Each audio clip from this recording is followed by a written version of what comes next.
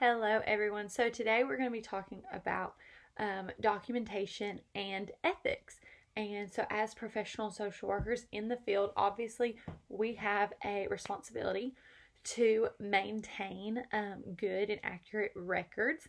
Along with our ethics, a big part of the NASW Code of Ethics is that we maintain confidentiality and uphold the privacy of our clients because we're gatekeepers and because we're dealing with people and we have to be sure that we protect our people.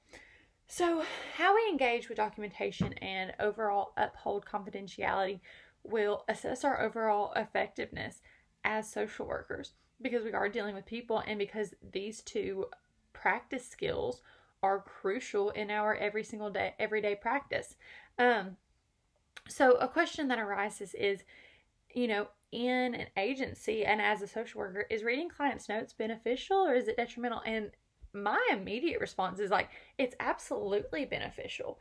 By reading other people's case notes, we're able to learn about families and their histories and kind of know what they have gone through, their own accomplishments and their own goals and things like that.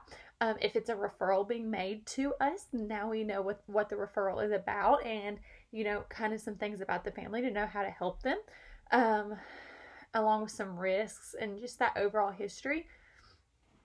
But, also something that's extremely important in, reading client notes is if they're from another culture or another religion or another history background that you don't know very much about, you have the ability to become more culturally aware and prepare beforehand. So it's extremely detrimental, extremely beneficial, and detrimental that you have to look and read case notes. And it's so important in terms of maintaining good documentation and following up on previous documentation. Something you do have to be aware of course, though, is bias from the person who potentially was writing those case notes prior to it, before the case hit your desk, and seeing and noting out, was the worker prior to me biased in any way against this family. But however, there are some circumstances so there's a lot of circumstances on why you would definitely want to read those client notes before.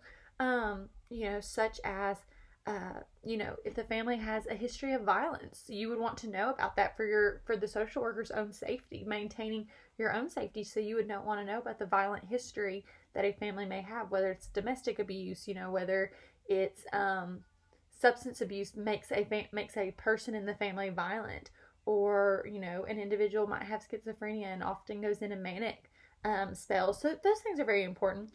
Along with, sometimes social workers might be apprehensive about meeting a family for the first time. That's also a very important reason on why a social worker would want to be sure that they look at those case notes prior to actually meeting the family. However, there might be some times that a social worker does not get to read the case notes or would not. And some of those reasons were, what if there just isn't a previous case record on the family?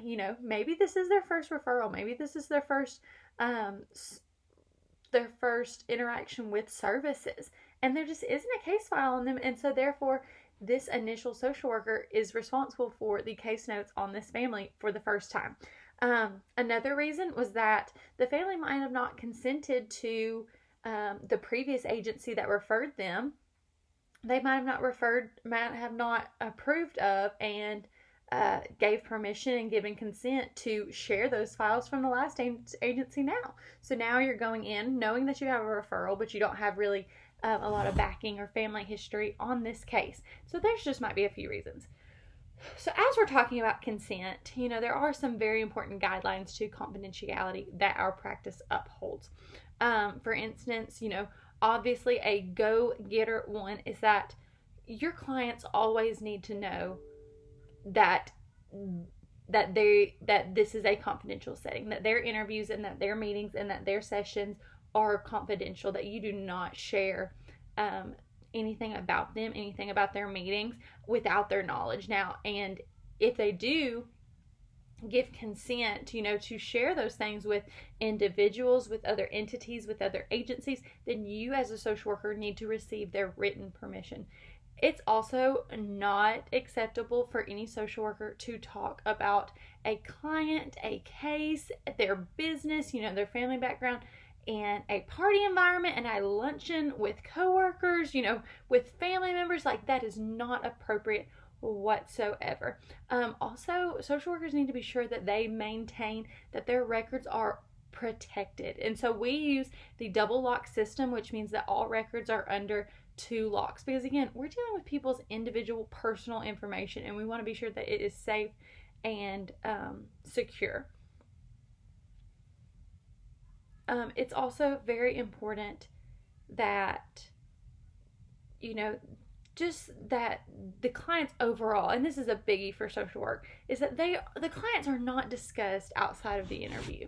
They're not discussed, again, like I said earlier, friends, families, some supervisors and some case staffings, it may be appropriate, but for the most part, Now, don't get me wrong, there are some opportunities whenever breaking confidentiality is okay.